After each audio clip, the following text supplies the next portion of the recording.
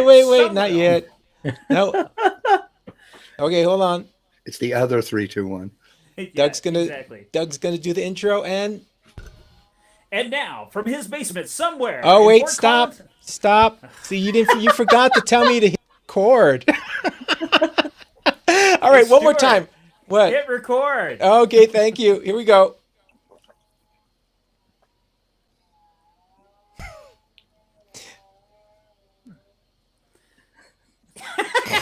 And now, and now, somewhere in Fort Collins, Colorado, from his basement, it's Stuart Yoshida of the OokTown Podcast. It's Stuart Yoshida and the OokTown Podcast. Is that it? Wow, that was it. Woo! That was a short one. Hey, Nice. aloha, everyone. That was Mr. Doug Brown, my co-host, doing the standard, non-standard introduction to the OokTown Podcast, where we talk about all things ukulele. I've got some of my old friends on. I've been having them on the podcast for a while, and it's really great to have them back. First, I want to welcome back Andy Andrews, one of the founders of the Ukulele Club of Santa Cruz, aka UCSC, and we'll talk about that too. Andy, great to have you back. Yeah, great to be back. Yay! Yay! And I want to introduce Mr. Aldrine Guerrero, ukulele performer, teacher from the ukuleleunderground.com. Check them out if you want to learn how to play ukulele. They got some great stuff there. Aldrine, great to have you back. Hey, hello everybody. It's always nice. Always nice, man. Thanks for the invite. Yeah, we with being remote and everything, Yeah. we can't see you in person, and I don't know if they're going to have you back at the Denver Ukulele Festival, but hey, I regardless, somehow find my way back there. I know. Like It's awesome. every few years I somehow make my way back. So thank you. I mean, it's the Denver is awesome. It's great. I can't say enough about how awesome that community is. It's just, and they keep having me back, and we love it. Absolutely. Thank you. Just know that Thank you for having us. my card says Aldrine every single year. So And I don't know if we're gonna I hope Casa Bonita is still open. Doug, do you know if it's still open? it is not currently open. Oh, But they are doing a retrospective for Westward, and I may be interviewed. really? Oh. Yeah, because I did close up magic in the early '90s there when I was in college, and it was the most. I was telling somebody that I have had so many pretend jobs throughout my career, and that one with the cliff divers and everything, Yeah. that was barely a job, but they didn't really pay me, so so They didn't Hey, pay you? Sophia-Pians. no, Yeah. I mean they paid me, but it wasn't good. But all you right. you're in college and doing crazy magic tricks for kids. And, Yeah, you know. yeah. Hey, Doug, you could turn up your gain even more. I'm seeing the You signal told here. me I was okay. so. I thought you were, but maybe it's because you were shouting at the time. I don't know. Hey, I hear ya. anyway, we do before we begin. I want to give a couple shout outs. First of all, Sarah Mizell and Craig Chi, congrats on your new role on the Oahu Ukulele Festival. Yay! Yeah. Did you guys hear about that? Congratulations. Yeah. Yeah. I was. They couldn't make it today, so we're just gonna have to tell them next time. Awesome job. Gerald Ross could not make it. We'll get you on the show soon, maybe for Hanukkah. And Doug, you want to give a shout out to Ben from Ukulele Road Trips. Yes, indeed. Ben heard that I was in the hospital on the last OokTown podcast, and he sent me a good get what better soon email, and I appreciated that. Yeah. And, yeah, For that was those very who nice of him. For those who missed it, Doug had surgery to lose some weight. He's a little lighter, less one gallbladder, and he did have a lot of gall, but now it's all gone. Yeah, exactly. I have no gall left. And how are you doing? Any effects or pretty much? Well, it's I'm still on kind of a I don't eat the same things that I used to eat, but that's probably in the long run better anyway. So yeah. Right. Yeah. You got lay off the bacon and stuff like that, right? What? Yeah. With the you still have your gallbladder, Andy? Yeah. They didn't say anything about bacon, so I've still Well, been eating greasy that Oh, three foods. meals a day. But Greasy you know. foods. No, but I thought it was lots of fat. bacon would make the surgery a tough choice. All right. Well, Yeah, maybe so they I don't had have them a surgically put some bacon in there. Good. So when That's they a were good Patch in it idea. up. there, That's how they A patched little- it up, right? yeah, A little, exactly. a little eau de bacon. Oh, the bacon. Oh, the bacon. Oh, the bacon's good. All right. Well, we're just past Thanksgiving. I hope you guys all had a great Thanksgiving, socially distanced. I hope. Anyway, because yeah, yeah, in Oahu, I know or in Hawaii in general, yeah, they were like, only family bubbles and 5 people or something like that, whatever that Yeah, was. I mean, they say, but then like, Yeah. it's Oahu- tough to yeah. Oahu has got a Oahu's lot not doing- of yeah. rising cases and stuff. Here on Kauai, we're fortunate that we don't have as much as much cases. I think we have a little over 100 since like March. Really? But still, Wow. but it's to our best. It's for the best because our island, I think, really only has like 7 ICU beds, and it's got like we don't have much room. So if it gets Wow. out of control, and out of control, quote unquote, is like more than 7 people in an ICU bed, which is not much. No, it's not. So- Then you gotta Although have on PBS News the other night, one of their headlines was 49 states showing a rise in COVID-19 cases, Mm. and the one that wasn't was the state that you and I live in, Aldrine. Really? Oh, that's Only great. one not rising. So yeah. That's Oh. awesome. So how do you get all 7 of those people in the hospital bed? That seems is it vertical or horizontal? Is it like a white bed? Well, they do it like Charlie and the Chocolate Factory, where they have to go like the opposite sides. It's just I really hear ya. sardined in there, you know. Oh yeah, they all on their sides. Yeah. Wow.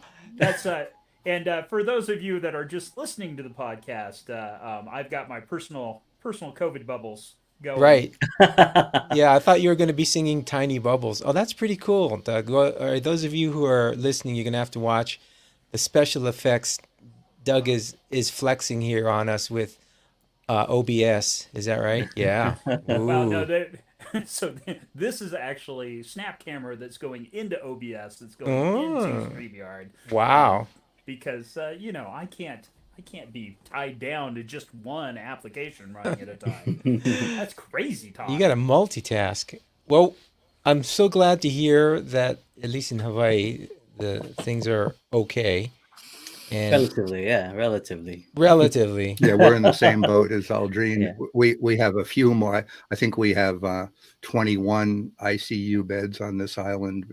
We have, probably 3 times the population of Kauai Island too. But the challenge here is you don't have doctors drive in from a neighboring state if you suddenly have an uptick. It's Yeah. like most things here in the middle of the Pacific Ocean. It's sometimes a bit of a project to get them here. You're right. Well, that's the good and the bad of being out in the middle of the Pacific there. Maybe we could get it delivered on Amazon. That works well. Overnight a doctor. There you go. Well, let's talk about Thanksgiving and what we're thankful for ukulele wise. I was trying to, think of all of the things of ukulele that I'm thankful for. I've really been thankful for just being able to continue having you guys on the show. That's one of the things. And you know what? It seems that people are more hip to online things now. So that's really cool too. So let's go around the horn here and next go to Andy. Andy, which way are you going?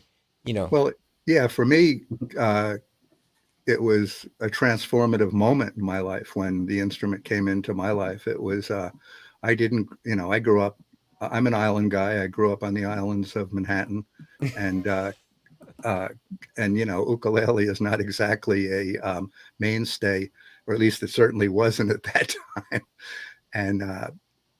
And so I got a job where I had to travel a lot, and part of my travel was to the Hawaiian Islands, and I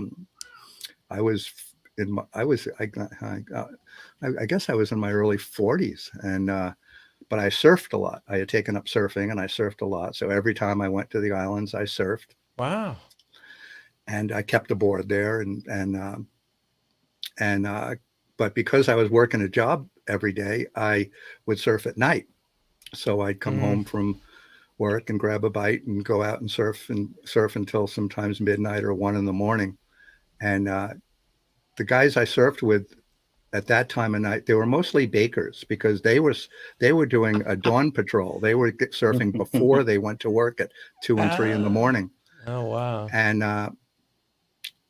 a guy who was I'm 72 now, a guy who was just about my age said to me one night, he said, hey, Andy, you do anything but surf?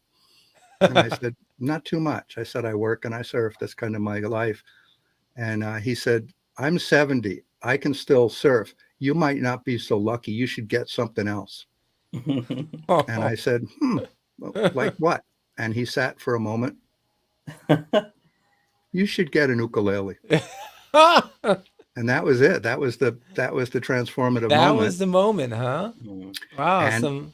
And I definitely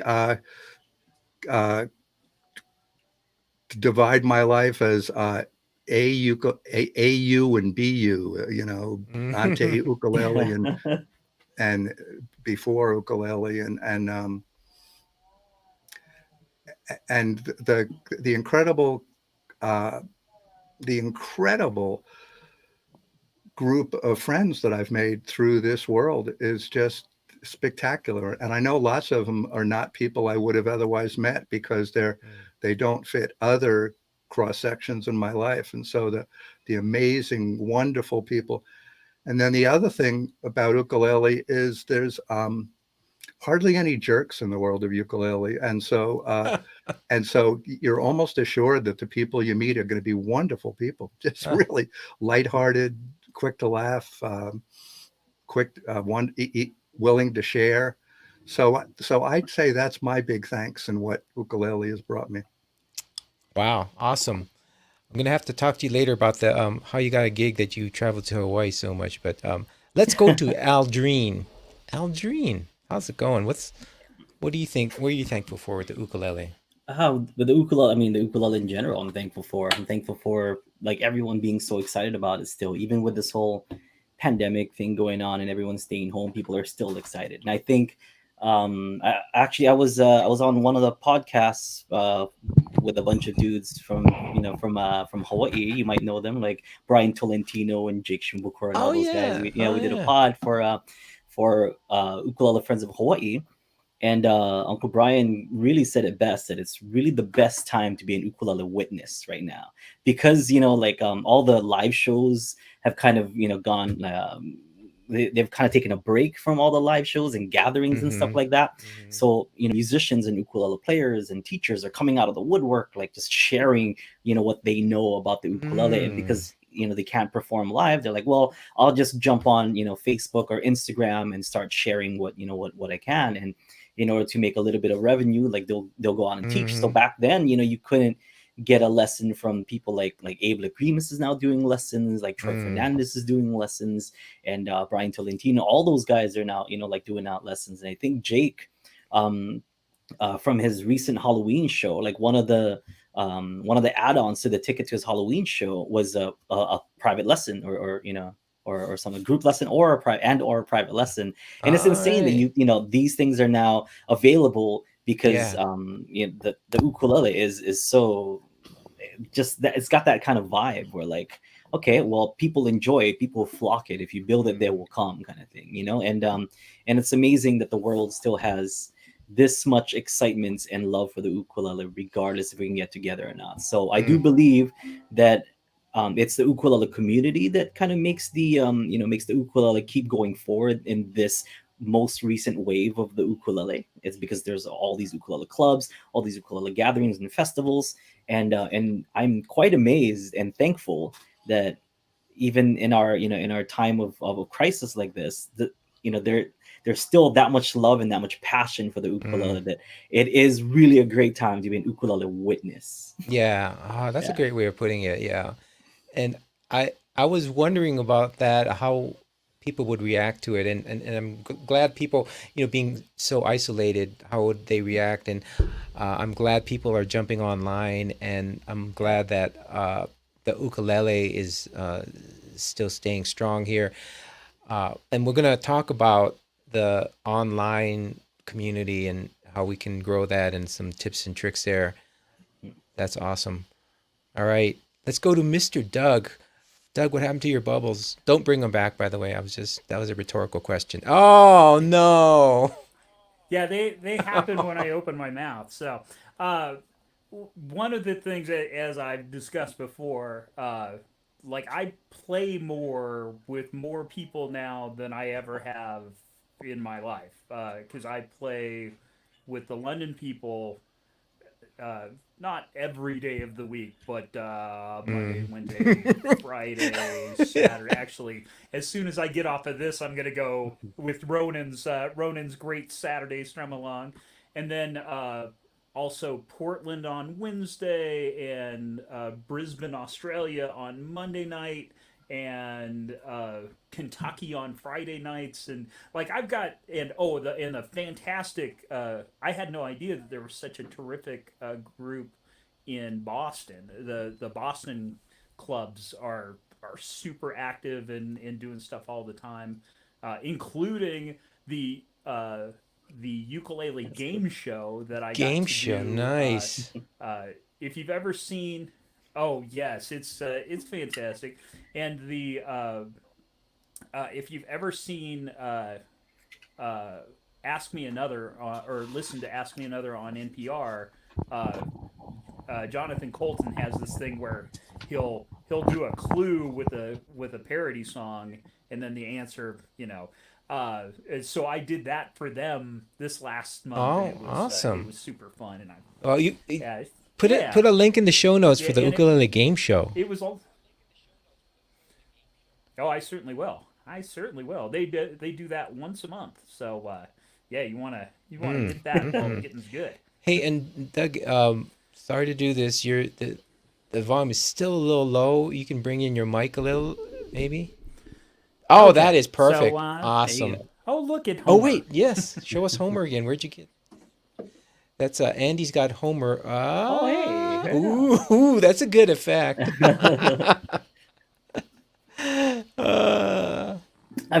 I've done ukulele music for The Simpsons. So Did like, you it's really? like, No. Yeah. Where? Which? Okay, give the episode to us. Season 30, episode 3. I did Season- the intro to so that like I did that, that intro to it. Season Yeah. 30, episode 3. So Season. Wow. Homer, How did they? that's cool. How did they find you? My Way or well, the it was Highway a, to Heaven. yes, that one. It was a collaboration between Bob's Burgers and The Simpsons. I don't know if you guys are familiar with Bob's Burgers. Yeah, Oh, I know yeah. that you're a big fan of Bob's Yeah, Burgers. yeah, and that's how I got involved because Nice. well, Bob's Burgers is very they love doing music with the ukulele. The intro music to Bob's Burgers Okay. is on ukulele, and when they were gonna do like the cold open for or the couch gag, they call it for The Simpsons. Bob's Burgers are like, okay, well, why don't we do like a ukulele cover of The Simpsons? And they kind of looked around. They're like, well, who's gonna do it? And they asked, and I was like, why not? Yes, heck yes. Like Perfect fit. That is awesome. All right, season 30, episode 3. It's going to be in the show notes. Absolutely. it was like I did the whole thing, but I think like maybe 5 seconds made it. But I'm like, for 5 seconds, I was on The Simpsons, and that's good enough for me. For Absolutely. 1 second, I would have been stoked. Absolutely. I hear you. And You did some music for Transylvania too, right? I did. Yeah, I did. No, no kidding. Yeah, for the first Hotel Transylvania, the one of the opening sequences where Adam Sandler sings to his kid, like and he's playing ukulele. That's me playing the uke with Adam Sandler, I guess, Ooh. in a sense. Yes. Oh yeah. No, who was it? Steve Vai had to coach. What was that guy's name in Crossroads? Anyway. Okay, Crossroads. Yeah. Oh, Ralph Wait, Macchio. wasn't that with Yeah. Britney Spears movie? I don't know. Who was? What? Well, and probably one of the most famous uke overdubs ever done, the Steve Martin, Bernadette Peters, actually done by Lyle Ritz. Ritz. Oh, wow, I Oh, didn't is that who actually did know that? Yeah. Mhm. Oh, And the nice jerk. trivia there. Okay. Well, And so- and one of the things I was so angry about is Adam Sandler with that beautiful ukulele on the poster for 50 First Dates, and then Yeah. it never comes out in the whole Yeah, movie. not I'm in the watching movie. the whole movie Oh, looking no for that kidding. ukulele, and it never comes out. Beautiful custom Kamaku ukulele never made it to the movie. Yeah, it was probably in one scene and then they just cut it and then that's all they had with the movie poster. Yeah.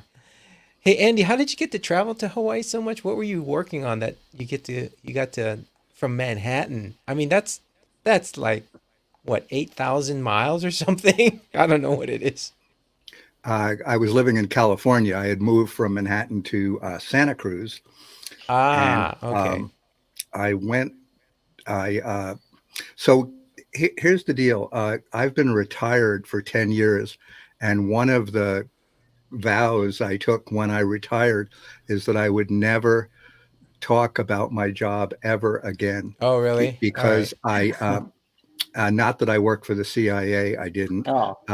but because it was as boring can be.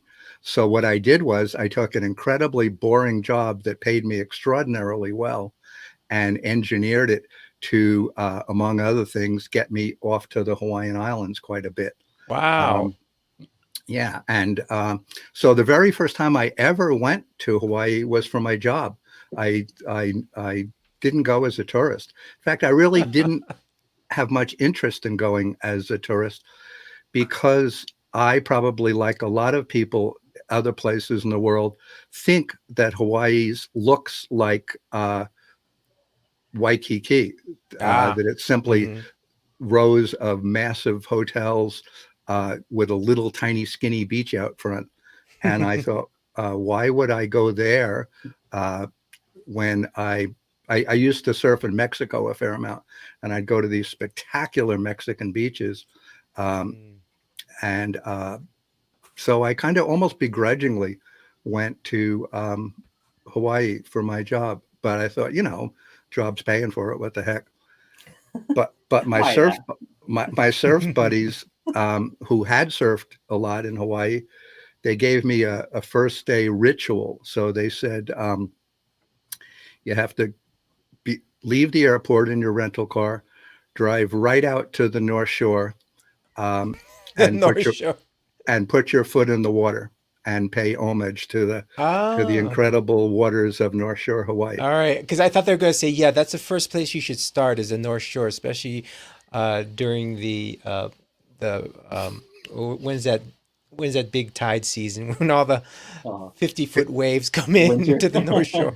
If that had been the case, I would not be here telling this story. Yes, I know. It's like, but no, they said, and so I did, and it was dead flat, absolutely dead. And so I swam out and just swam around for a while.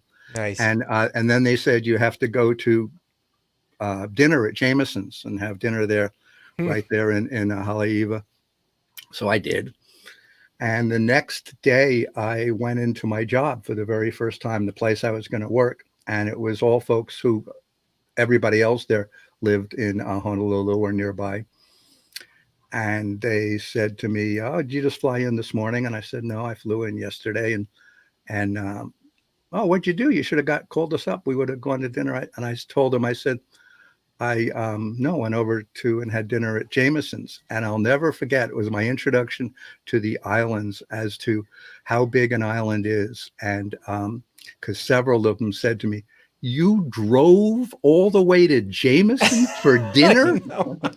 Right? It's like, wow. Yeah, I know. And that's where I learned the concept of islands only have two places, close and far away. And far away is on the other side of the island. I know, and it is weird the perspective changed since moving to the mainland. And I went home once, and I live in Kailua, which is kind of the south east side of the island and of Oahu. And then I said, I want to go up to see the ukulele site up in Haleiwa. And back then when I was growing up, going to Haleiwa would have been like, whoa, that's an all-day trip, man. Right. Right. Still is. It still is. Okay. Because you would go up there and spend most of the day at the ukulele site, and then come home in the evening. But yeah, it's like, Hey, when I worked on Oahu, there were not a ton, but there were a moderate number of people in Honolulu who had never been to Haleiwa No kidding. ever in their lives. Yeah, it was not unheard of. It was, and just as here in Puna, there are people who have virtually never been to the Kona side of this island. Oh, no kidding. Yeah. That's so weird. Yeah, when I think about it. But yeah, I can understand that because, what do you need on, Kona side? It's all tourists there anyway, right? Everything you need is here. Right. Oh, by the way, I got to show my shirt here. Let's see if I can show it. Got my For Helena's. everybody that's just listening, Yeah. he's showing his shirt. It's Helena's. It's Helena's Hawaiian Food, which is like a Hawaii institution for authentic local food. I mean, if you want to get a taste of Hawaii, that is one of the best places. Of course, if you are a tourist, though, just beware. The pipi kaula is maybe not what you think when you see ribs. So anyway, what is your favorite Hawaiian food? Let's start with Aldrine. Me? Yeah. You can do any ethnic food like, bibinka or whatever. I love bibinka, by the way. Well, let's stick with the Hawaiian. I mean, Okay. like poke, I feel like has just been perfected on the islands and just done weirdly everywhere else. Like people have adopted, poke like all over the world, and I feel like it's the same thing as an adoption. You dress it up like how you would with your own kid, right? Mm-hmm. But then, really, like it's just fish and then rice. Like that's all I need. I don't need like the other whatever lima beans they put inside, or I don't like all these popcorn, whatever. Like I don't need that. Just give me fish, give me rice. That's like a poke bowl. That hands down. And if not that, loco moco. It's Nice. just I can't choose between the two. It's like a mood thing, Like if I'm in the mood for sleeping all day, then it's loco moco with a side of Portuguese sausage, just to break down the saltiness. You take a bite out of that sweet Portuguese sausage. It's perfect, man. Like, but if if I'm in the mood for just straight raw fish and rice, then it's poke. Okay. Mood Doug, thing. you're gonna have to put those links in the show notes so people can translate. So loco moco is a big old hamburger patty on 2 scoops or more of sticky rice and smothered in a dark brown gravy. Yeah. And It's really good. It's egg really on good for your gallbladder. Yeah. And an egg on top. Runny egg, so that Yes. you let the egg run on the gravy. Uh-huh. But special points, you really know that people will know that you're from Hawaii if you take that mac salad on the side that goes with it and you mix that in too. It's just this weird mayonnaise mac salad with the yolk, with the gravy, just mixed with it's just the ultimate like Hawaii indulgence, really. It And is. you just call it a day after that, And the poke is usually raw ahi, and they sometimes mix in seaweed, soy sauce, sesame oil, cubed, and chilies to spice it up sometime. You know what? We have a weird. I haven't tried it here in Fort Collins, Colorado, several thousand miles away from Hawaii. They have a poke bowl that they have at one of these restaurants. I don't know if I want to try it or not. No. I'll be disappointed. If you like poke, don't Yeah. eat poke. If you can't see the ocean from where you're sitting, don't eat ocean fish. Oh, It's a good rule. It's a good rule. okay. Now, see, I would come up with the exception to that. There's a place down the road that has a poke bowl that, but instead of rice, they've got a tortilla, and then they put beans inside of it, and then they smother it with green chili and put big chunks of pork on top. Instead of the fish, they put big chunks Right. of pork Okay. on the top of it. It is That- delicious. Hawaiian That'd be a- authentic. Yeah. Exactly. Yeah, that's the best thing. If you're going to be in Colorado, in Denver area, that would be a good way of ordering. Speaking of thankful, just for those people out there, and I am not a very good, as thankful as I am to have my ukuleles, I'm not very good with keeping them. Oh, wait a minute! You guys are in Hawaii. Dang it! You don't have to worry about humidifiers. No. No. Yeah. You guys suck in that regard because Perfect. I just I used to do the This is a choice. yeah, I know. I could live in poverty out there. But yeah, because people like on the mainland have to do Poverty, is that a suburb on Kona side or? it's close. I should humidify my ukuleles, and I try to, and then you wind up where it's just a couple months in, you pull out the humidifier, it's all wrinkled and one of those things, and it's like out of water. So I just gave up. But other than humidifiers, which are theoretically good for them, what else do you guys do? Do you polish, change strings? What are some good Lemon oil. lemon oil? Really? Like that's really like all I use. I mean, there's whatever harmful chemicals like will eat away at the at the finish Yeah, or on the yeah. wood and stuff. But lemon, if I do put something on there, lemon oil. And what are you pointing at, Andy? What? That I'm the thing that eats away at the finish. Oh, right. Yeah, I I'm know. proud of it. Right. Yeah, I've got some wear marks on my ukulele. I showed it to the David Gomes, my ukulele. He made one of my ukulele, a couple of my ukuleles, and he was just like kind of like, what? Because there's this wear mark. I'm like, hey man, lots of love here. Come on. So one day I'll have it refinished. So lemon oil, really? No. Andy's shaking his head. Don't do don't that. refinish an instrument. That's Oh no, you're not refinishing it with lemon oil. You just wipe it down. Yeah. Oh no, it's just- I know that, but I'm saying I was going to have David Gomes refinish it. He was like, "Oh look, there's all these dings and that wear mark." I'm like, "I know, it's love," but he was like, So okay, but Andy, you're saying don't do that. Is that right? No, the whole. I mean, would you refinish a Stradivarius? I mean, I don't know. It took 400 years to sound as good as it did. Instruments true. sound better and better. I mean, if an instrument starts out as a good instrument, if it has hopes of some instruments have no hopes right from the start of ever sure. becoming a great sounding instrument. But if you started out with a good instrument, time will only make it better. And I'm a big believer in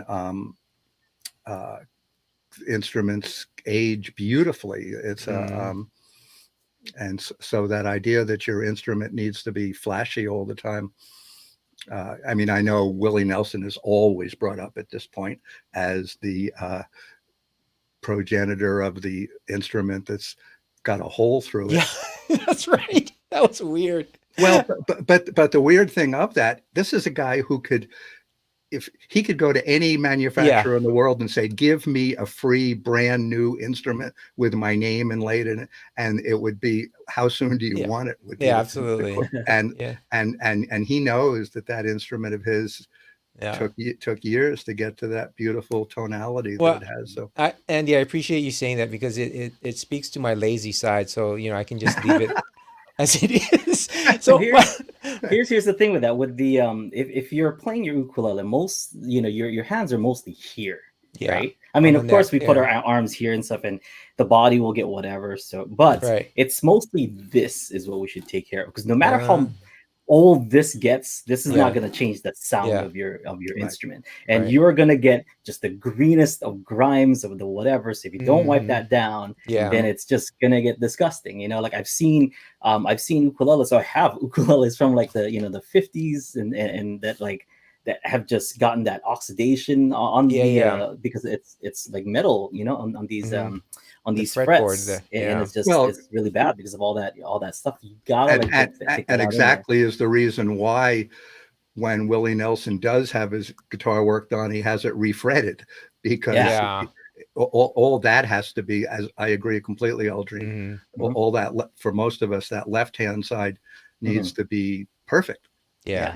if you expect to get sound that's Yeah. perfect. Yeah, So, and And that's go ahead. Oh, I just want to add that like it's the entire neck, so it's not just really here; it's also in the back. So the lemon oil, when I clean here, I also clean back here because as an ukulele player that Mhm. jumps up and down the fretboard and stuff like this, there's Yeah. a certain I just need it to be a little bit more moving, or Yeah, oh, and not necessarily slippery and stuff, but it's just all that grime kind of builds up. It gets disgusting. It's weird if you have too much buildup back there. It almost like feels like Yeah. it slows you down or something, or you Mhm. can't quite get to the right place because it's like Yeah. the feel is wrong. Yeah. That's great advice. Okay, to be thankful for your ukuleles, lemon oil. Any brand in particular? Just go No, out and I mean just whatever. I mean, as long as it's just the lemon oil and there's nothing like in there, because all like like we were talking about, all those whatever harmful chemicals can like actually eat away at the at the finish or at the wood itself. So yeah. just lemon oil really is the only thing that I would let let this thing touch. Cool. although I find, Aldrine, I've tried organic things like lemon oil, and Yeah. I tried walnut oil. I here on the east side of Hawaii Island, they all become a life force. They all start to grow things. And so I use, and I was looking for it. I can't put my hand on it. I use a product. I know it's at least has the Gibson name on it, and it's a fret lubricant, and it's the same thing. It keeps it clean, but it also permits your hand to move very smoothly up and Is down. is it fast fret? Because fast fret makes I that think, I believe. Yeah. Yeah, I've heard of yeah, that. it might be that very name. Mhm. Yeah, Yeah. Anyway, but that's what the I fast use. spread gets a little grimy afterwards because it's like kind of that I don't know what kind of oil they use in there, but then once you use it, if you don't wipe it off afterwards, because I would put it on and I'd wipe it off so that it's just like slippery enough so that like my Mhm. hand Right. kind of glides, but then it doesn't stay on because if you just like if you put the fast spread on and you leave it, then it just gets more Yeah, grimy that way. that's how I put it on. Yeah. I Okay, put it good. on and immediately wipe it all off. So you're Good, good, leaving good. a Mhm. a Just a little minuscule bit. film and Yeah, stuff. Awesome. So is that the product that you're talking about there? For some reason I'm not seeing. Or can How you do you see that? see the things that? I don't think you're sharing. Oh, wait a minute. Hold on. Let me hold on. Do it again, Doug, and I'll share it.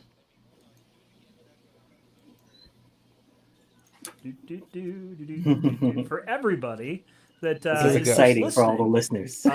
I am. Yeah. Yes, indeed. This is All right, good there we go. radio right Wow, there. look at this. Yeah. Yeah. That's it. That's it. Thank you. Cool. GHS. Yeah, I will have Fast a fret. link in the show notes, All right. Yeah. and that'll be cool. Yeah. Look at that. You're getting fancy. That was good graphic there. All right. Product placement. I know. I've been We're trying. constantly searching for sponsors. Haven't gotten any bites yet. All right. Hey, I want to talk a little bit about the interesting thing I mentioned at the beginning of the show, which was You're not going to go to Doug Brown about my amazing ukulele maintenance regimen. I will definitely was thinking of that too. Doug. Solid body is All the way to right. go. Really, you can kind of run this over with your car, and you're probably still going to be all right. And you don't have to worry. Exactly. You still have to polish it or something, don't you? Listen, No? what you want to polish is your business. Yeah. All right. All right. So, anything else, Doug, on the tips and tricks on being thankful and taking care of your ukulele? Yes, indeed. Well, I was going to say, oh no, I already told that joke. Never mind about the Pokeball. Yeah, I think just the UAS is definitely a thing that a lot of people have. But being able to find the things about the ukuleles that you own and being thankful for the ukes that you own, a lot of times you can get into that kind of cycle where it's like, oh, all I need is a baritone, all I need is a U bass, all I need is a banjo uke. Mm. But sometimes you have that initial desire, and going back and saying, well, what is it that I really like about my solid body going into an effects pedal, into a Marshall amplifier? What is it about that I really like? And but being able to be thankful for the taking stock of what you have can be a fun exercise.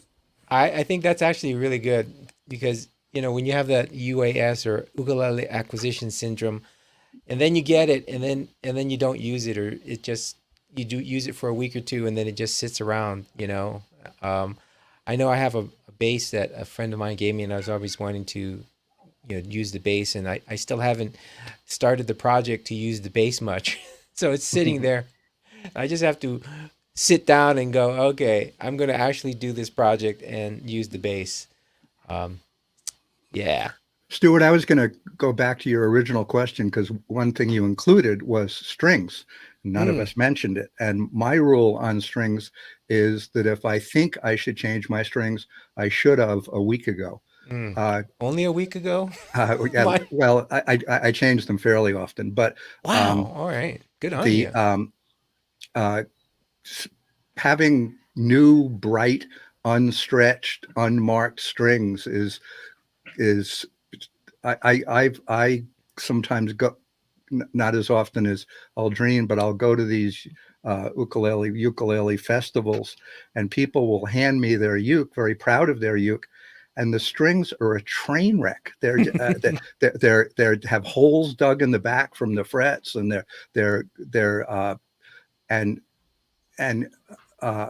I've always felt that the biggest single change you can make to transform an instrument from a mediocre instrument to a much better instrument is simply by putting on great new strings. That's true. Super high quality. And I hear people say, well, those strings are expensive. It's like, expensive as in what? One cappuccino more expensive. It's Wait a minute. They think those are expensive? They should try and get bass strings. Yeah, well, but and the other thing I really suggest for people to tune up their instrument is get yourself several different very different kinds of strings and try them all, and you'll be often amazed by the difference in the tone of your instrument through different strings. And it's a really fun exercise in this pandemic times of live with different strings for maybe a week at a time. Don't judge them right away when you put them on.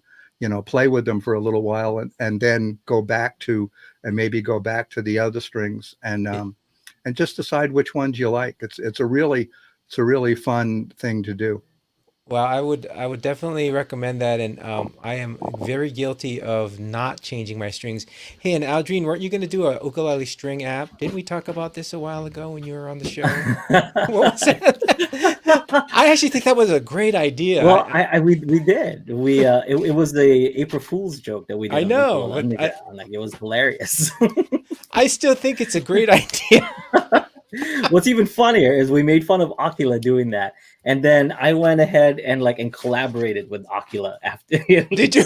Yeah, so me and Akila made strings together. These are our strings. Did you? The AG is for Aldrine Guerrero. The AQ is for Akila. So these, and they basically AQ. Wow. They're like, oh, we heard you. You don't like our strings. I'm like, I don't. Well, why don't you make us something that you do like then? I'm like, I will, and then I did. So nice. So here they are. Yeah. What'd you do? You just went out and got different types of material, or how'd you make the strings? Well, I know like nylon.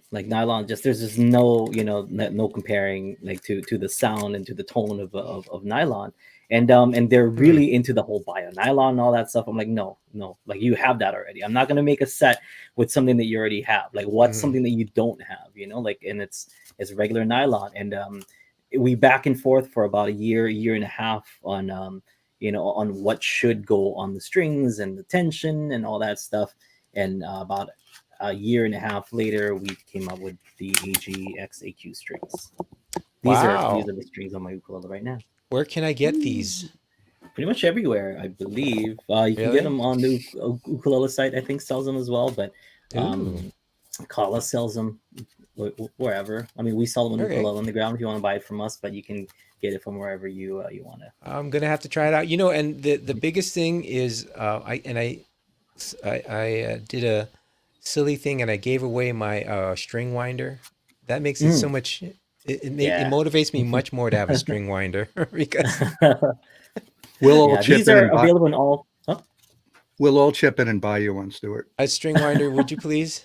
I was, I just, I gave mine away and then I never replaced it. And I got a really good one. It was like, oh man, this is the best string winder I've ever had. Have you tried the Planet Waves one? That was the one. Yeah, that's the best one that ever. It had That everything. was the one. It can I cut know. and since I play accordion with the bridge pins, you can take the bridge pins out. It was awesome. Yeah. So I guess I'll have to get another one. All right. Good deal. All right. Let's move on and talk about something I've never been to, the Ukulele Festival on Oahu. Have you guys, who's been there? Raise your hand. Aldrine? Andy, Yeah. no. Really? I'm No, shocked. never been. How long have you been living in Hawaii? You haven't? 11 years. Okay. Well, so that was it's interesting. I don't really know how that compares to the mainland ukulele festivals. And Hawaii and ukulele in Hawaii is kind of approached differently than on the mainland. Yeah.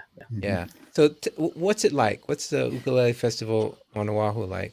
It lots of ukes everywhere. No, well, there's constant performances. They do it at Kapilani Park, Yeah. over on Oahu, like in Bandstand Waikiki. area?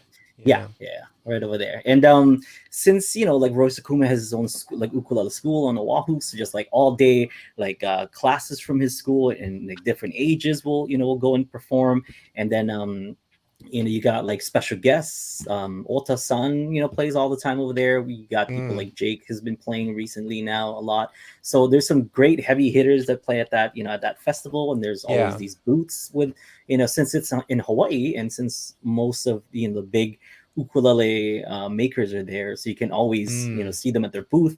That like the Kamakas are always there, the Suzas are always there for Kanilea, the Okamis are always there for Koloa, like in Pono Kola, all these guys are just right there. You can just go and chat it up with, or you can buy an ukulele if you have questions and stuff. And it's always a packed event because not only are ukulele enthusiasts coming, but also like the parents of these kids that are playing on stage, and maybe their family, their aunties, and whatever. And it's huge. It's like a big event, and they have. It actually goes over multiple days, although not the big festival itself is one day, but they have like prior events that go before that. They have like an ukulele contest, and they have all these dinners and meet and greets and Wow. whatnot. It's really, really, really cool. But as far as the difference, between this the Ukulele Festival Hawaii is I haven't seen like workshops. Like a lot of people in the mainland like to Really? go to workshops and participate in in learning about the ukulele. But I guess Yeah. because Roy Sakuma Ukulele School is already like a place that you can go and just learn Okay. ukulele from at any time. I guess they didn't really do with the workshops. It's just like it's workshops are every day if you wanted to. So I don't Well, think yeah, they can just go to the school. right. School So there, there's really right. no need for that. But I feel like that's the biggest difference, because not only do I, in the mainland ukulele festivals, not only do I get to see ukulele performers, but also those same performers teach classes. So that's what I Right. couldn't really get from Right. the Ukulele Festival Hawaii, because for example, I'll see guys like Kalei and Jake and Taimane and all those and Herb Walter, but I couldn't like go up and take a class with them, for example. Like that would have been cool, like to get to do that. But it's mostly just like nonstop performances, like from from the beginning till like about 4 or 5 o'clock when it's when it's over. It's really it's huge. But that's, I think, the main difference. That is really interesting observation, and I'm really going to be interested to see how Sarah and Craig, they obviously are going to, they even stated in their introduction that after Roy and his wife introduced them, they said, hey, we're not going to change anything radically. We just want to do a good festival. And I'm thinking, they understand the mainland festivals, so they've got that in their blood already. And they've done a lot of them themselves, which is, I thought it was a perfect match. It's like, of course, they did all those ukulele cruises, and they've organized this online ukulele festivals and did a fantastic job. I mean, I hope they get more help because, getting Cameron to work there, that's just not right. Have him on no, I'm just kidding. Hey, how's your kid? Stuart, I was going to say the reason I never went to the Honolulu Roy Sakuma Festival is because he does one on the Big Island. Oh, is that right? Yeah, and it's a much smaller event. But the main difference that I think that festival, both the Honolulu, from what I've heard, and it's about children. It's about children's groups performing and playing, and they practice for it for months ahead of time. And so it's really not, especially in years past, it wasn't so much about the heavy hitters as it was about lots and lots and lots and lots of young people playing the ukulele and getting their kind of moment in the sun. That's cool. Yeah. And so it's a real different vibe than the mainland festival. And but I can see that. But the one person who has been the present probably from the beginning is Herb Oda Sr. And along with the truly great Nando Swan. And the juxtaposition of him, in my mind, one of the greatest ukulele players who's ever lived, playing on the same stage as children who have played the ukulele for a month. It's just this wonderful energy to see, here's how good you could possibly be, but here's how wonderful it is to get started. And so it's a really very island style energy in terms of its embracing everybody who wants to put an ukulele in their hands. It's just a delightful energy to be around. Well, and that makes a lot of sense because they, bringing in the groups, the kids, the keiki that are learning, and then having them being able to have a place to perform.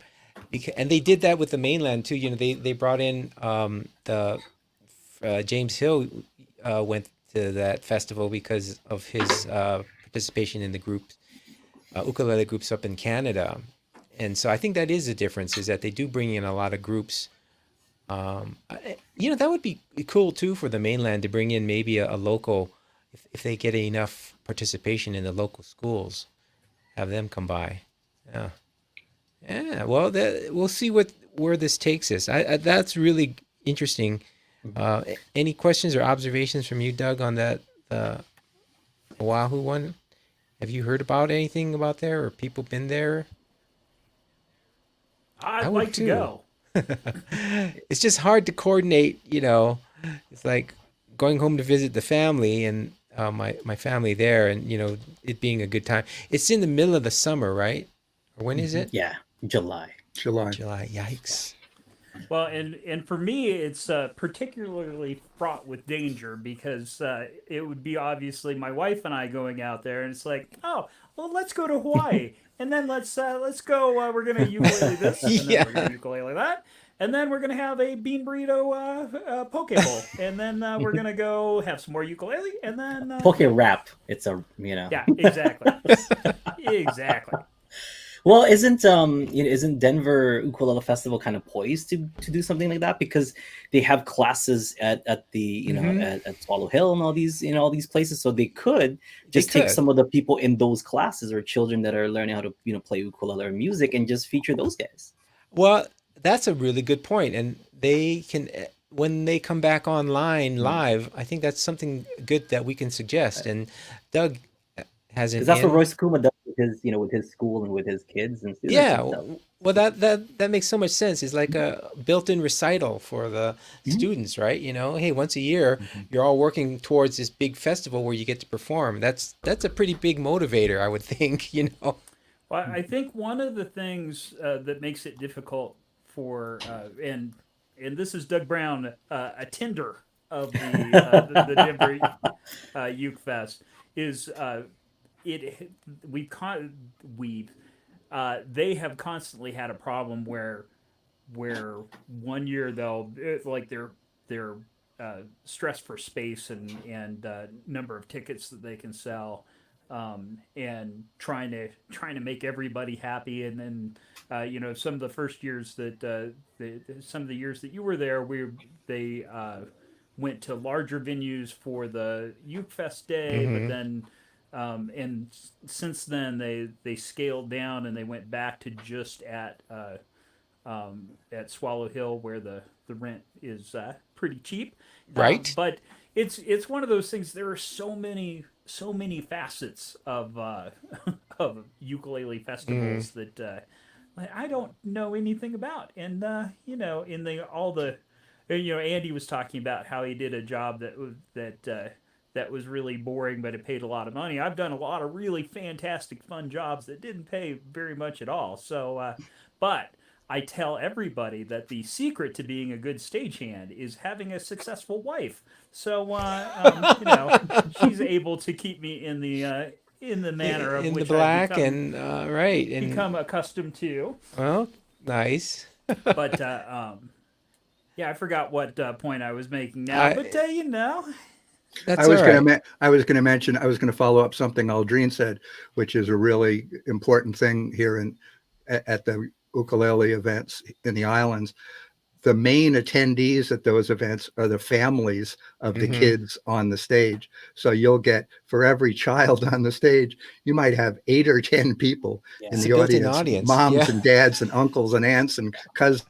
And so Roy Sakuma does his festival in a place that tens of thousands of people can assemble out on a giant lawn, and so it's a real different than an inside ukulele festival in the mainland where you have a finite Yeah. number of attendees.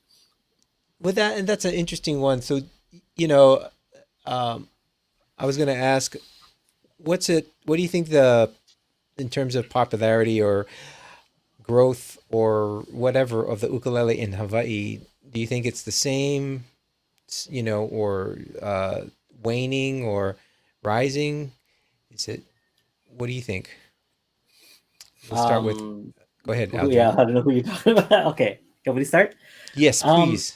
I always thought that it was constant, or like that it was just the same. But then I always see all these like new people on on social media, like just showing up and playing their music and stuff. So I think it is increasing, but you know, uh, it just needs a platform. Like people just need a platform to make themselves kind of kind of known. But I think the interest is there, and I think people Mm, like the ukulele. They like what people are doing with the uke, because the uke nowadays have kind of expanded to a bunch of different genres, as opposed to like back then. If you played ukulele, it's like, okay, it's either Hawaiian music or Kyle Creator Boys, or like it's one of those, or mm, reggae or whatever. Now it's like it can be played with classical music, playing with anything. So I think with the expansion of that, um, it really affected in how people are interested in it. And although you don't see it, it's definitely out there. Just make a search on Instagram or Facebook or YouTube, and you'll see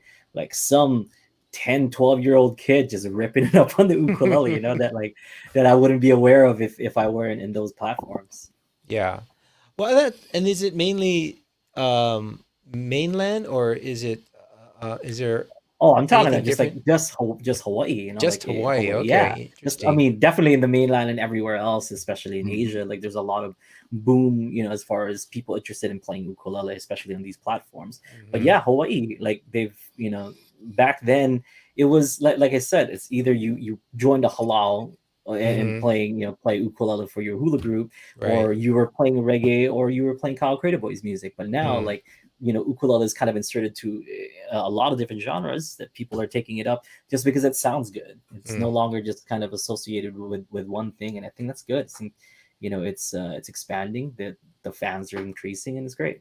Mm. I have a And slightly different point of view. I taught ukulele at a charter school here for uh, several years. By the way, that charter school was covered by lava.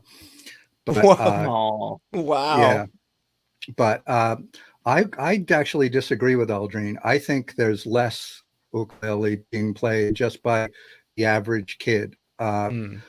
Phones have unfortunately displaced uh, actual playing of music on a Mm. lot of levels. And uh, when I mean, granted, my time in the islands is less than yours, Stuart, and yours, Aldrine, but I saw a lot more just casual kids just jamming together, kind of Kapila style, Mhm. uh, in years past than I do now. And I think part of it is the double-edged sword of the what Aldrine was talking about. On one hand, um, absolutely, I agree with him. You see just these kids that never would have had an audience before, these young shredders who are just spectacular, just absolutely mind-blowingly good.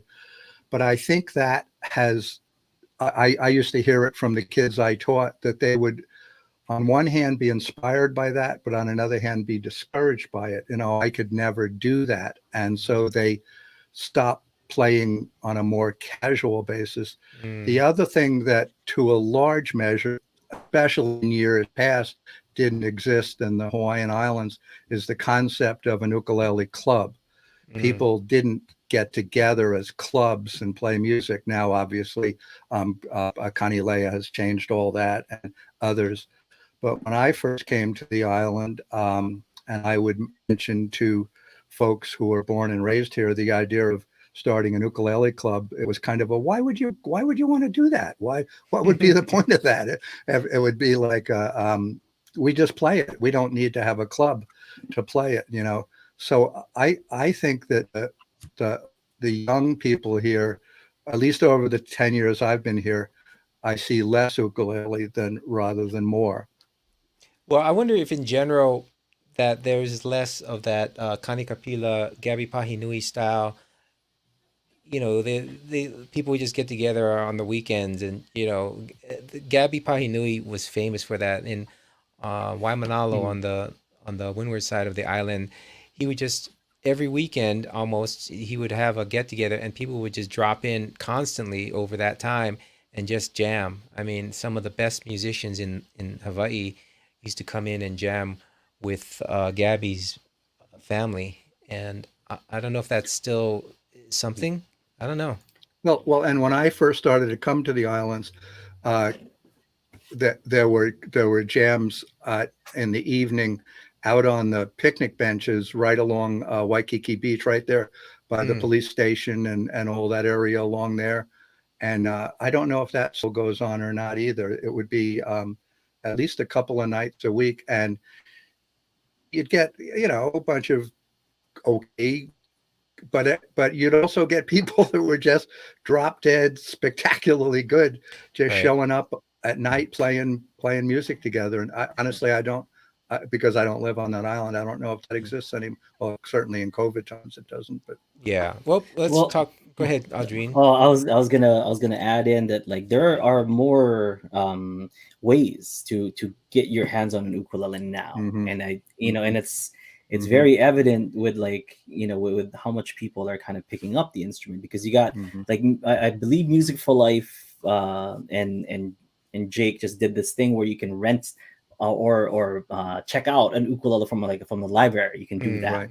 and and there are spaces like you mentioned, Kanile has an ukulele club. Now they have their own space in Right. at the mall. They have an open space where people can kind of go in and do more ukulele, not just learn, not just play, but just kind of talk and sit and kind of enjoy the instruments. So yeah, well, while there is more people on their phones than they are on their ukulele, like I believe they kind of go hand in hand too, where like people use their phones to kind of to market themselves and put themselves out there. Right. With I go on, say, like TikTok. I don't know if you guys go on TikTok, or like you could just make for a search on ukulele or Hawaii ukulele, and there's like tons and tons of kids just jamming their uke and or getting whatever's new. And I think that with the ukulele being a lot more accessible now, it allows for more interest and more people to play uke. Yeah.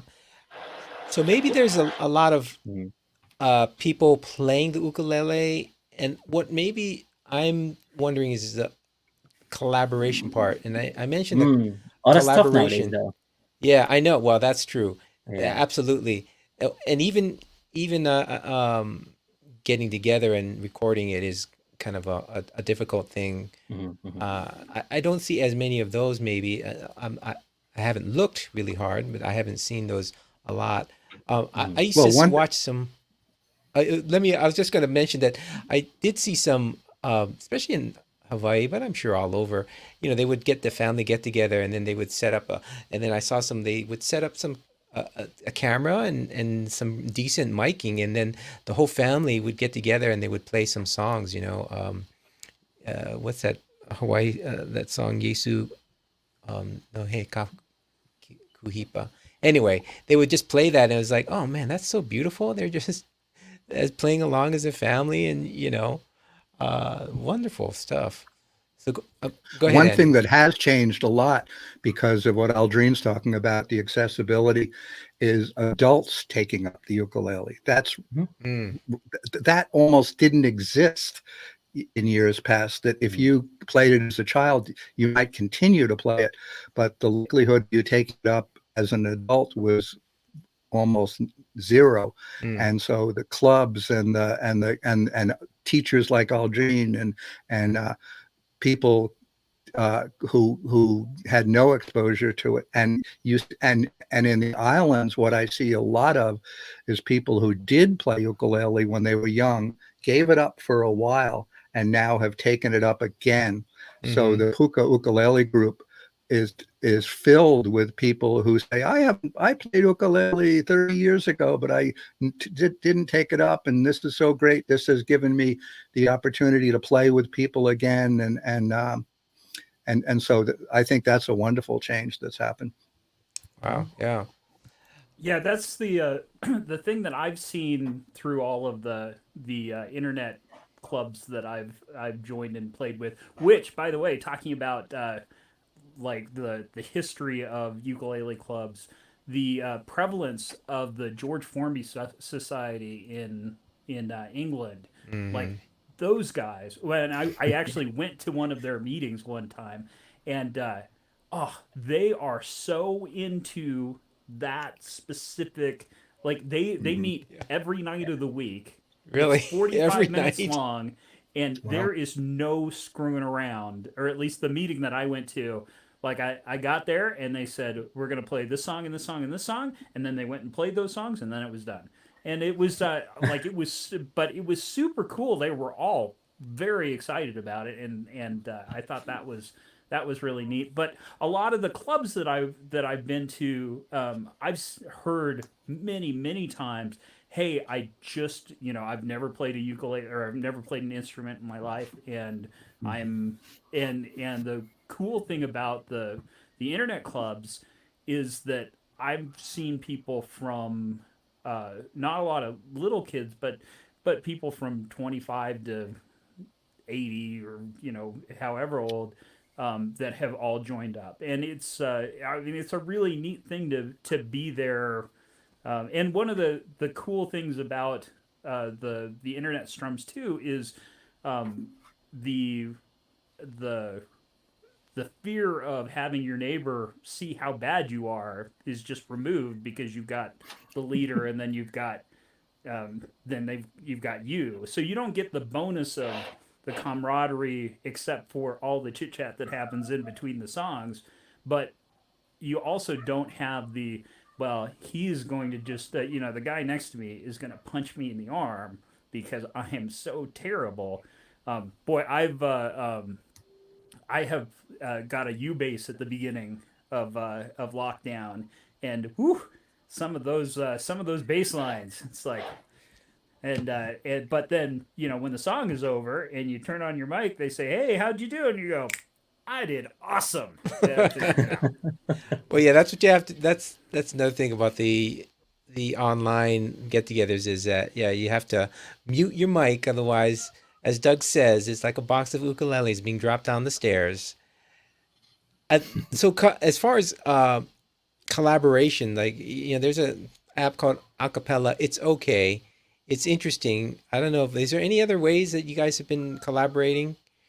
Aldrine, what have you been doing?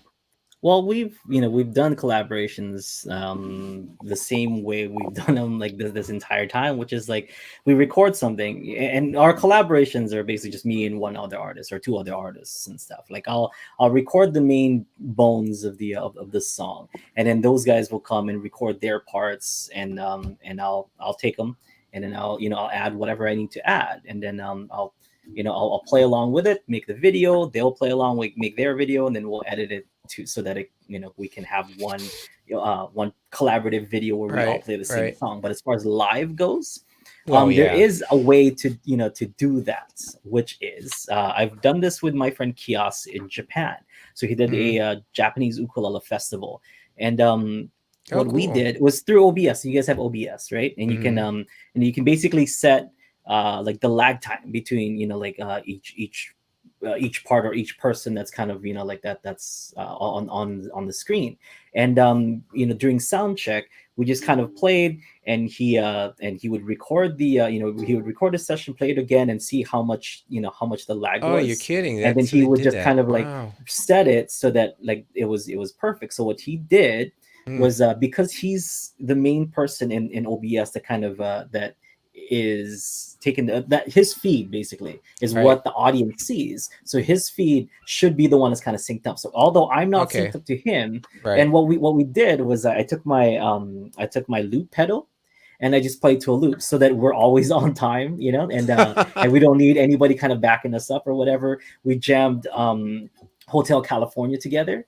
Wow. And what he did is he just actually I muted him so that I don't hear him, and I'm playing with the loop. Oh my gosh. And then he's playing with me, and so whatever he plays gets kind of put out to OBS, and I'm playing and I'm on time with the thing, and if he's playing with me, gosh, it's still the same, like it's lined up, so the audience doesn't hear the lag, although we can kind of hear the lag, but I took off the headphones so I don't hear anything, and he's just jamming along with me. Oh my gosh, it's really cool. So that's one way to do it. Yeah, oh no, they've had well, for mere mortals, Aldrine, that just sounds like my head would explode. Oh my god! I mean, I understand technically what you're talking about, but just setting it up and actually doing it, I don't know if I could.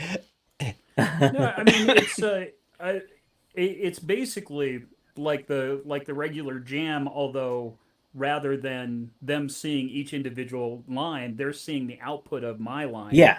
So that's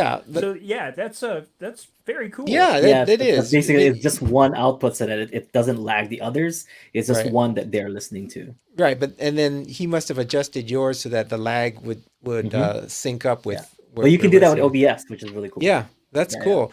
Yeah. They have these things called Jam Kazam, and there's other ones like it where they try and actually do that through the internet, where they have some central place where it's all trying to coordinate. And I don't know, I just have not heard anything that is easy for just your weekend or non-professional. And even the collaboration stuff, the recording yourself and sending it off to the next person, they record and sending off, it kind of you have to have some level of expertise of at least, understanding video and how to sync it up, and then using a microphone, and that I don't know. It's as easy as clapping. Like before Right. you start your video, if you just clap, if everyone just like just claps to that, and you Right. sync the claps together, Yeah. that's it. Like, Oh, I know. you know? I know, but you think that's easy, but I was, but I was playing with my church choir, and they just their heads were exploding about how to use this app. So I was constantly doing, and which is fine, constantly doing technical support on fixing this problem, fixing that problem, telling them how to use hook up your microphone, and someone couldn't hear themselves, and because they had hooked up to a Bluetooth speaker by accident or not. You know what I'm saying? Yeah, It's like I did all the lags. I did a ukulele choir video, and for the most part, I did one for Portland, and then I did one for the Firehouse Uke guys. But one of the things that I thought was really the cleverest person that didn't kind of get the idea. So she listened to the count in. So I had everybody go along with the video track that they were playing along with. They'd go 1, 2, 3, 4, and then in the video I just line those audio tracks up, and then you're all good. But she didn't like something about it, and so she listened to 1, 2, 3, 4, and then muted that. And then by the end of the song, she was way out in the weeds, and but it was but it all worked out. I shot her an email, and she re-recorded. Oh, it. okay. It sounded great.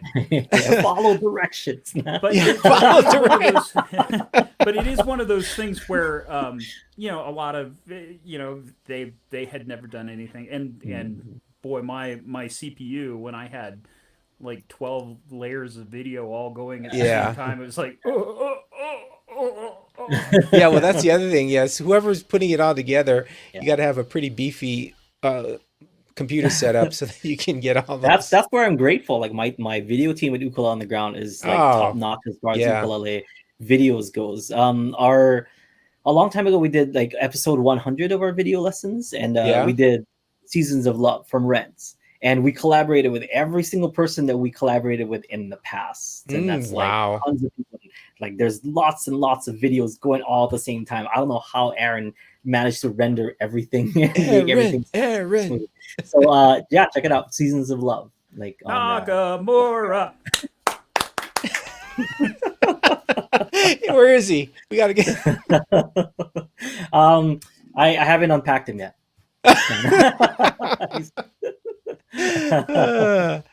That's great. Let's see.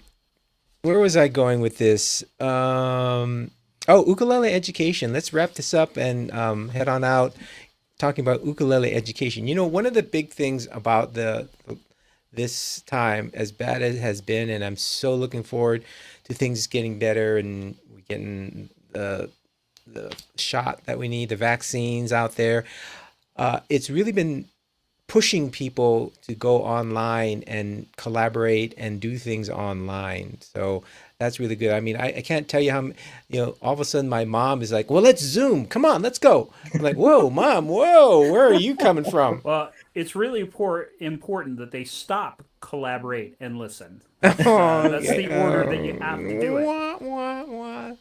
Stop, collaborate. Oh, yeah. So Doug is back with a brand new edition. I know. Brand new bag. Well, so that's the good part, because now everyone is like at least somewhat comfortable with these tools. So where can we take this now that we've gotten some traction here in the future? Where do you see this going? And since you're Mr. Ukulele Underground, you probably have some ideas. So we'll start off with you, Aldrine. As far as ukulele education, I'm liking the fact that like live streaming is so everywhere now, and it's so easy. And I think that's like a huge advantage to learning the ukulele. A lot of people like learning in group settings. So Mm-hmm. just like what Doug was saying, that he has all these ukulele groups that he belongs to online now, and he jams with them and stuff, and that's all via live stream. So I feel that live stream is not even the future. It's right now of ukulele education. If you want to take a class and stuff. Other things are, of course, it's gotten easier and easier and easier to learn ukulele. But as far as ukulele instruction goes, it's never been better. I mentioned earlier, masters are now going out and teaching lessons and stuff, and I think the ukulele has a pretty bright future still as far as education goes. And you got definitely great teachers kind of coming up. When we were doing it, there wasn't that much people, but now there's people like Cynthia Lynn, that is doing it, and Ukulele is is doing it now, and it's great. Like there's a bunch of ukulele instruction out there, and I think and I believe that one person can't teach you everything. Right, if you're right. just looking at one school, or you can't learn everything from one school. So it's great that there's all these choices that you can that you can have as far as ukulele goes. And although I represent Ukulele Underground, and I feel that we bring forth a great product and great instruction, I do stand by that. You can't learn everything in one school. You can learn a lot of stuff from us, but if you go somewhere else, you can learn different things and whatever. It's just it's now in the player or in the student's hands to decide what they want to learn, instead of just okay, well, I have A and B, I'll either just do that. But now it's A through Z, there's all these Right. all these great instructions that's going on right now. But but it does saturate it a little bit, because there are also not so good instructions that are out there. But the point is, there's a lot of choices. So I think as far as ukulele education goes, because there's so much choices and there's so much advancement in how to teach, it's looking really good for students. For students, for sure, they got a lot of choices. Andy, what do you see as people wanting more of, from your perspective in the ukulele community? I couldn't agree more with Aldrine, up to a very important point. What they found out here on Hawaii Island, where there's a great deal of poverty, 38% of the children on this island have no internet access. No kidding. Wow. And so on one hand, for those who are able to access both ukulele education and every other form of education online, it's a godsend. But I think that the step towards technology, and I appreciate all the things that Aldrine and Doug and you have added to it. It's crucially important to advance, but we can't leave the kids behind, so that idea of actually reaching out to children and teaching them one-on-one can never be forgotten. It's every person who's ever played an ukulele in their life remembers who taught them a C chord. And it was taught by a person sitting across from you saying, "Put your finger here." And so that needs to come right along with the technology. And so I think on one hand, the COVID situation and us being unable to get together has done an incredible advancement to the online capabilities. It's also really brought to light what lacks within those capabilities. So I'm probably a little bit of a wet blanket on this. I haven't embraced the whole idea of Zoom meetings, and I'm actually inspired by hearing Doug, what he says about going to all those different groups. But I'm not even vaguely the ukulele player that a lot of these teachers are. I'm more of just a strummer, and I love that. But to me, the thing that the ukulele brought to me is genuine camaraderie, sitting in a room with people and putting our arms around each other and listening to all those wrong notes. I have no problem with wrong notes. To me, it's a wrong notes in the ears of the beholder. It's a some of the greatest teachers in the Hawaiian Islands, especially, have long-standing jokes about what they do when they hit a wrong note, and we all know them, and they're funny, and so I'm really craving the days that we can all sit together. Stuart, I would love to sit in the same room as you and play, and you, Doug, and you, Aldrine. It's just a different energy. So no doubt. Yeah, No so doubt. We're all. I can't wait to Amen, do that. amen. Yeah, I can't wait till we Yeah, can get for together sure. again and just not worry about all this and just be able to hug people and touch. Oh yeah, I just want to hug people again, man. Yeah, there you Yeah. go. I just wanna hug people. Yeah. All right, Doug. What about you? What? And see, I'm not a hugger, so that's not a huge problem for me. Fist yeah, bump? well, not even Not even That's, that. Okay. come on, No, Doug. Come on.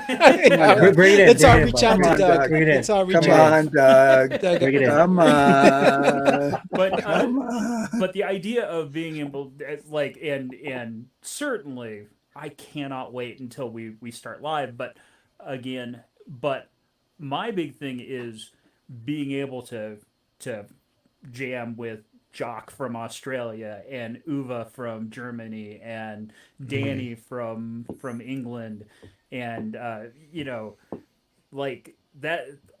There are so many opportunities, and to some degree you gotta make as much lemonade as you can get out of those lemons. But one of the things that we had a show a little while ago talking about where we go after it goes back to live. Is there a way to integrate it, or one of the things I've been thinking about is having the Denver Ute community meets the third Saturday of the month, and so basically saying, hey, everybody, we're going to add a first Saturday of the month that's going to be online, because there's a lot of That's a the good people idea. that play with us that have health problems, that, they live too far out to really make it, and just really enjoy strumming all together. But It's really good for the carbon footprint too. yeah. That's true. Yeah.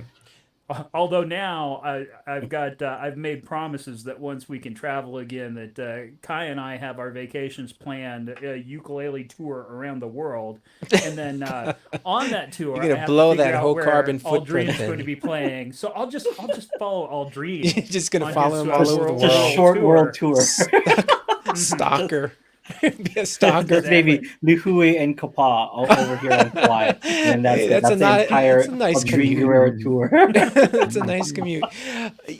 But the thing that you brought up, Andy, it's so important is, the access to digital content. I mean, the digital divide and getting internet access. Yeah. Here in Fort Collins, they're doing this thing called Connection, where the city is sponsoring it. And, Fort Collins is fairly affluent. I don't know what it is, but if they can do that more around in cities and things like that, and get just tell Comcast, cool your jets. You know what? I know they're supposed to have all these programs, but hey, how come those kids out in wherever, Puna or wherever, and aren't getting internet access if they have these programs? I don't. Do you have Comcast out there? I don't know who they have. Yeah, but- we have all those things, but and again, I don't mean to keep throwing a wet blanket, but I think a lot of people who have been to Hawaii as tourists don't understand the depth of the poverty here too, and because they coexist side by side, and so when you do your trip to Hawaii and on vacation, bring a tablet and give it away, or bring a ukulele and give it away, because there are lots of kids who would really appreciate it. Of course, I guess that's true the world over. So Hawaii has no luck. Hawaii has no luck on that. No, it's just, you just reminded me of the fact that really is in this whole thing where we've fallen down, is that because of the remote education that they've had to do a lot of times because when there's outbreaks is that those kids are left behind and they can't access it and they can't, they're falling further and further behind. And yeah, they got to have a better way. So yeah, good point. All right. Well, we've been on for a while, guys. It has been an awesome show. Thank you so much. I want to thank my guest, Andy Andrews, one of the co-founders of the Ukulele Club of Santa Cruz. We didn't mention the UCSC meme, but maybe we'll talk about that next time. Andy, so great to have you back. Thank you. Yeah, it's great to see all of you. Yeah. And Mr. Aldrine Guerrero, haven't had you on in a while, so it's really fantastic to see you again. He's fantastic performer, teacher, ukuleleunderground.com. Check it out if you want to learn ukulele. Or anything else you want to bring up that you're doing, Aldrine? Well, speaking of private lessons, if we have a subscription service called UU Plus over in Ukulele Underground. It's been going on for a bit, but one of the things that you can do is sign up for 2 15-minute private lessons with me, so that comes with your subscription. So it's just like if Cool. anyone is cool enough to to support us and sign up for the site, I'll teach them personally. It's one Nice. of those, one of those things. So I mean, we do have a limited amount of space as far as when I do these private lessons, but that's there. I think that's the most important part about our site that people should know about. And we do have live jams that if people want to watch and strum along with, that's on Fridays 1 p.m. Hawaii time. That's Fridays 1 p.m. Hawaii time, and we have the chords on the screen, and everybody can kind of jam along. Me, Kahai, and Aaron just kind of have Wow. fun on Fridays and jam it up. So Doug has never done a Zoom bomb of that one yet. I think he's. We should I think have you he's- one of these days, man. I I remember the Friday jam you did at Yeah. Fest. That was fantastic. I would suggest it highly, and I can't believe that I have not. Done I'm that. afraid you're gonna have but, Doug in one of these sessions soon, Aldrine. Good fun, man. Awesome. And Doug, how's it going with the Denver ukulele community? We're doing fantastic. We got had a really big food meeting the other day. We're getting ready for our holiday meeting coming up, and just a great time. We're still moving right along, and so my twin brother and I, or my twin brother, has started a club out in Santa Clarita. It's the Santa Clarita Ukulele Monopoly. So Scum, and it does punk rock, metal, and ska music. So Wow. Yeah. yeah, it's awesome. Very cool. All right. And as we do, Aldrine, I apologize. I didn't know if you wanted to do a performance or not, but we'll do that next time because this is towards the end. And All good, I man. didn't. Yeah. No, you should do ice cream right now.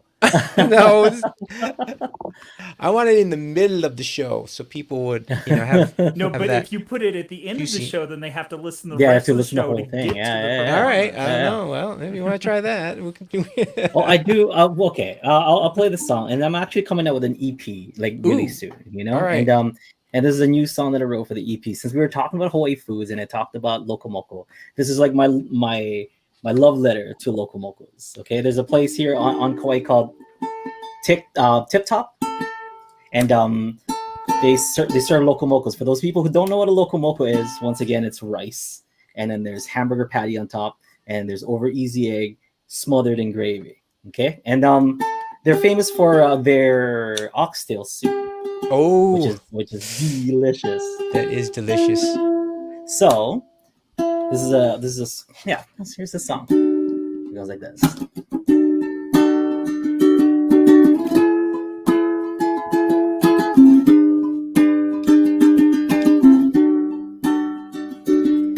Hey, flow table for one. I know that breakfast is done, but can you do me a solid? White rice, eggs over easy, hamburger patty, brown gold covers and me. Don't be shamed, don't be shamed. Don't be shamed, don't be shamed.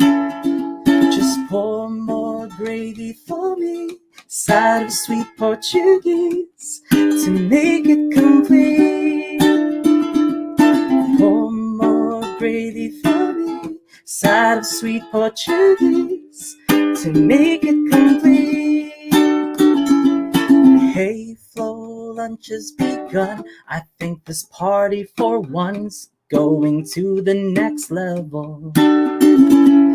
Oxtail, ginger, cilantro, side bowl where bones go, and maybe a pillow.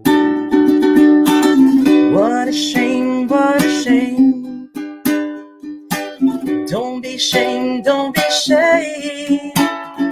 Just pour more oxtail for me with a side of sweet Portuguese to make it complete.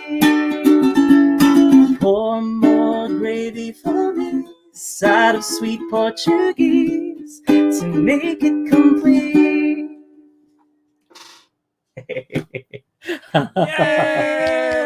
Yay! Made me miss Hawaii. Oh, that is awesome. I love it. Oh, I miss the Portuguese So when sausage. that album comes out, where would one Yeah. go to get Ooh, that Spotify. album? Or iTunes. Spotify. Yeah, Spotify or iTunes. It's yeah, I just want everyone to listen to it. So Spotify, you don't got to buy it or anything. Just have a Spotify account and listen.